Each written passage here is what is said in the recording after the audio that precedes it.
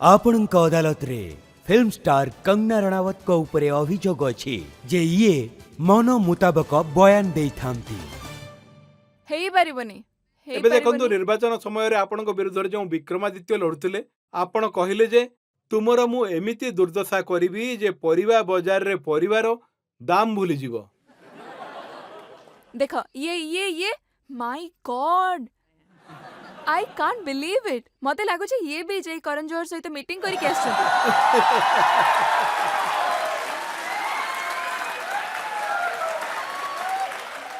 केते केते बड़ चक्रांतर एबे शिकार होउची मु एबे देख। हमें तो अपनों ने लूटा गैरों में क्या दम था, हमारी किश्त वहां लूटी जहां पानी कम था। ये जो अच्छी मते जो अच्छी कांग्रेस रो जो स्पोक्स पर्सन अछंती से कहिथिले जे मंडी रे कोन भाव चलची पई मंडी रो सबु जनता और महिला माने एकदम शॉक रे आसी जाइथिले। सेते बेले मु कहिथिली जे मु को व्यक्ति विशेष को पाई न पूरा कांग्रेस को कहिथिली जे आपण माने जदी मंडी रो महिला मानक विषय रे एमिते कथा हेबे ताले परिबा मार्केट जाई परिबार भाव पचरिबा भूली जिवे। आउ देखंतु आको केमती प्रेजेंट करा देखंतु मु आउट के क्लैरिफाई कर अच्छा दोछि। एटा कोन गोटे बेसलेस कथा की कांग्रेस रो केमिते बेसलेस कथा कांग्रेस रो स्पोक्स पर्सन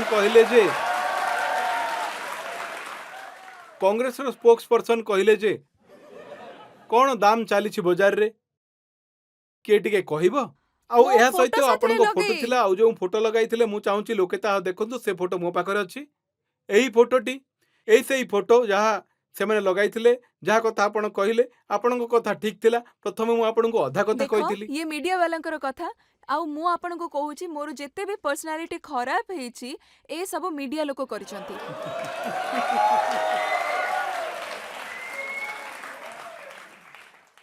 एहा नुहे जे केवल आपण निज विषय रे एही प्रकार रो कथा कहिले। राहुल गांधी विषय रे आपण कोन कहिले राहुल गांधी को ड्रग टेस्ट हेबा दरकार। मु जेतेबेले प्रथमे पार्लियामेंट गली तो नेचुरली मो पई सब किछि नुआ थिला। आउ सेठी से तांकर प्रथम स्पीच देले आउ मो निज भितरे माने मु सेठी निजे तांको देखिली। आपण विश्वास भी करि पारिबेनी जे सिए कोन परिस्थिति सेठी बनैले। सबु भगवान को फोटो लगैले निज मुंडरे चिपकेइले केतेबेले एपटे तो केतेबेले सेपटे आउ आउ किछि एनालॉजी बनौचंती जहा से बनै ही पारुनाहंती किछि भी तांकोटो होउनी। आउ तापरे से कहउचंती जे दुनिया जाकर केते प्रकार कथा जे जेते भी भगवान अछंती समस्ते कांग्रेस रो एई चिन्ह नै के चलीचंती। एमिति समस्त को ब्रांड एम्बेसडर बनै देले समस्त तांकर होउचंती ब्रांड एम्बेसडर। आउ तापरे पुणी भारी खुशी हेई गले से आउ तापरे कुहंती जे मु होउची शिवंकर भक्त। आउ जेते बेले से तळे बसिले ठीक एमिति बसिले बिल्कुल बिल्कुल एमिति बसिले आउ एमिति बसिले तो आउ हलिलेनी। तापरे मु तांको देखो मु कहले केही जाय के चेक कर तांको कोन हैला। आउ एबे देखंतु पुणी तांको देखिले तो हम मुंडरे ए आसीबा ना कोन होउचंती सिए कोन। तो नेचुरली मु एकथा कहूनी जे से ड्रग नौचंती बोली कहिली जे टेस्ट हबा कथा। हां आउ तापरे पुणी आपण कहिले जे राहुल गांधी विपज्जनक अटंती बिटर अटंती तिक्त अटंती पॉइजनस अटंती विषाक्त अटंती डिस्ट्रक्टिव अटंती विनाशकारी अटंती।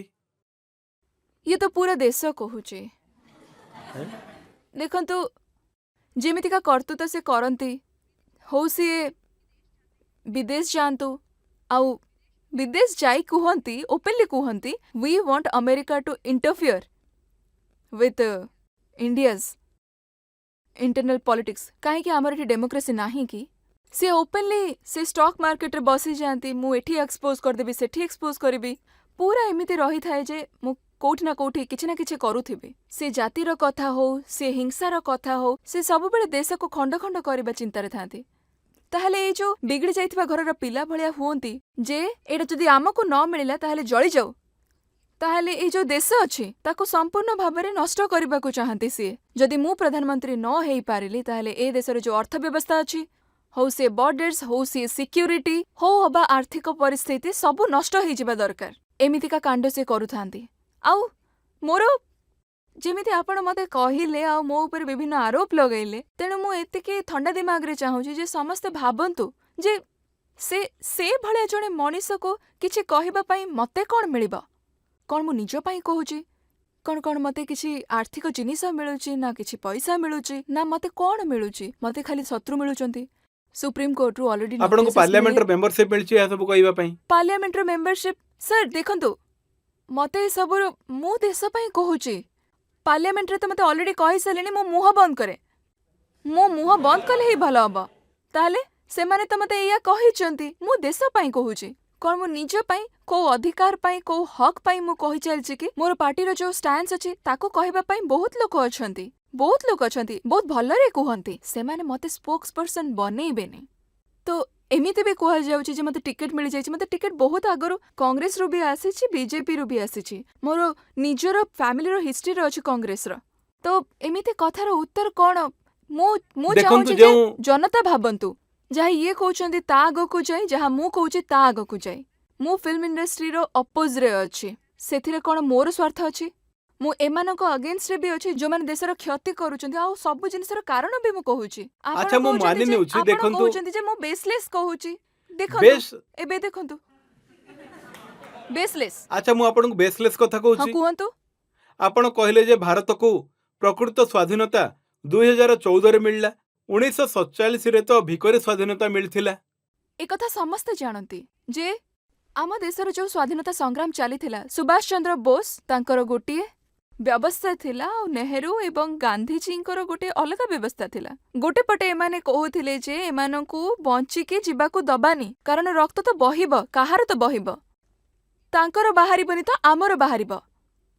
କିନ୍ତୁ ଜଣେ ଏକଥା କହୁଛି ଯେ ଆଙ୍କୁ ଭଲ ପାଇବାର ସହିତ ଛାଡ଼, ଜଣେ ଆସି ଆମକୁ କହୁଛି ଆଙ୍କୁ ଭଲରେ ଛାଡ଼ିଦିଅ। ଯିଏ ଆମର ଏତେ ଶୋଷଣ କଲେ ତାଙ୍କୁ ଭଲରେ ଛାଡ଼ିଦିଅ।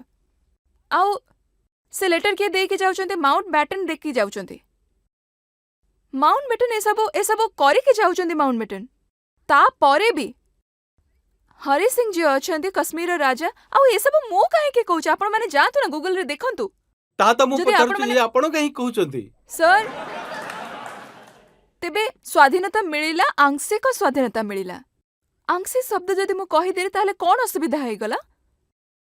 ମୁଁ ବି ଏଇ ଦେଶରେ ଅଛି। ମତେ ଜଣା ଅଛି 2014 ପୂର୍ବରୁ ଏଇ ଦେଶର କଣ ଅବସ୍ଥା ଥିଲା। ଆପଣ ମତେ ଫାଶୀରେ ଝୁଲେଇ ଦିଅନ୍ତୁ, ମତେ ଜଣା ଅଛି। ମତେ ଏ ଦେଶରୁ ବାହାର କରିବାର ବ୍ୟବସ୍ଥା ବି ଥିଲା। କୁହାଯାଉଥିଲା you are too talented for this industry. ତାହେଲେ ଠିକ୍ ଅଛି, ମୋର ଗୋଟେ ବହୁତ ଇଭଲ୍ଭଡ୍ ପର୍ସପେକ୍ଟିଭ ହେଇପାରିବ। ସ୍ୱାଧୀନତା ବହୁତ ପ୍ରକାରର ହେଇପାରେ। ସ୍ୱାଧୀନତା ଶାରୀରିକ ହେଇପାରିବ, ସ୍ୱାଧୀନତା ବଚନର ବି ହେଇପାରିବ, ମାନସିକତାର ହେଇପାରିବ, ଚିନ୍ତାଧାରାର ବି ହେଇପାରିବ। ସ୍ୱାଧୀନତାର ହେଇପାରେ ବହୁତ ଗୁଡାଏ ରୂପ ଥାଇପାରେ। ଏବେ ଆପଣଙ୍କୁ ମତେ ଫାଶୀରେ ଚଢେଇବାର ଅଛି ତ ଚଢେଇ ଦିଅନ୍ତୁ। ଆପଣ ଗାଲିଲିକୁ ବି ଚଢେଇଥିଲେ। ସମସ୍ତଙ୍କୁ ଫାଶୀ ଖୁଣ୍ଟରେ ଚଢାଯାଏ, ସବୁ ଯୁଗରେ ଚଢାଯାଏ। ଏବେ ଚଢେଇ ଦିଅନ୍ତୁ ମତେ, ମୁଁ ପ୍ରସ୍ତୁତ ଅଛି। ଏଇଥିରେ ଆପଣଙ୍କର ନମ୍ବର ଅଛି ଲାଗୁଛି ମତେ। ଏବେ ଜନତା କିଛି ପ୍ରଶ୍ନ ପଚାରିବେ, ଗୋଟେ ଦୁଇଟା ପ୍ରଶ୍ନ ପଚାରି ପାରିବେ। ଆପଣଙ୍କର ଏଯାଏ ବାହାଘର ହେଇନି ତ ଆପଣ ବାହାଘରକୁ ନେଇକି କଣ ଭାବନ୍ତି? ଆଉ ଯଦି ଆପଣ ବାହା ହେବେ ତାହେଲେ ରାଜନେତାକୁ କରିବେ ନା ଅଭିନେତାକୁ କରିବେ?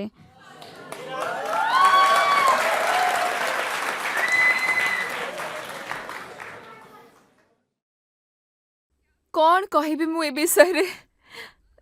ଦେଖନ୍ତୁ, ମୋର ବାହାଘରକୁ ନେଇ ବହୁତ ଭଲ ଚିନ୍ତାଧାରା ଅଛି। ମୁଁ ଏମିତି ଭାବେନି ଯେ ବାହାଘର ହବା କଥା ନୁହଁ। ଆପଣ ଏତେ ସଶକ୍ତ ହବା ପରେ ଆପଣ ମତେ ଲାଗେ କି ସମସ୍ତଙ୍କୁ କମ୍ପାନିଅନ ଦରକାର, ସମସ୍ତଙ୍କୁ କମ୍ପାନିଅନ ମିଳିବା ଦରକାର। ଆଉ ପରିବାରକୁ ବି ନେଇ ମୋର କନଜରଭେଟିଭ, ଯାହା କନଭେନସନାଲ ହେଇଥାଏ ସବୁବେଳେ, ଯେମିତିକି ମୋ ବାପା ମାଙ୍କର ସମ୍ପର୍କ ରହିଛି, ଯେମିତି ସମସ୍ତଙ୍କର ଲାଇଫ ଚାଲିଛି। କିନ୍ତୁ ଏବେ ଲୋକ ମତେ ଏତେ ବଦନାମ କରିକି ରଖିଛନ୍ତି, ମୋର ବାହାଘର ହେଇପାରୁନି। ଏବେ ମତେ ତ ଏବେ କୋର୍ଟ କେସେସ୍ ଆସିଯାଉଛି। ଯେତେବେଳେ ବି କାହା ସହିତ ମୋର ପ୍ରସ୍ତାବ ପଡୁଛି ସେତେବେଳେ ପୋଲିସ ଘରକୁ ଆସିଯାଉଛନ୍ତି, ଉଠେଇକି ନେଇଯାଉଛନ୍ତି, ସମନ୍ସ ଆସିଯାଉଛି। ଗୋଟେ ଥର ତ ଶାଶୁ ଶ୍ୱଶୁର ମାନେ ହବାକୁ ଯାଉଥିବା ଶାଶୁ ଶ୍ୱଶୁର ଘରେ ଥିଲେ, ଆଉ ବାହାରେ ସମନ ଆସିଗଲା, ଆଉ ତାପରେ ସେ ବାହାରି ଗଲେ। ତାହେଲେ ଇଏ ବି ଗୋଟେ ପ୍ରକାର ସାଇଡ୍ ଇଫେକ୍ଟ ଥାଏ। ନାଇଁ ମଜାକ କରୁଛି, ମଜାକ।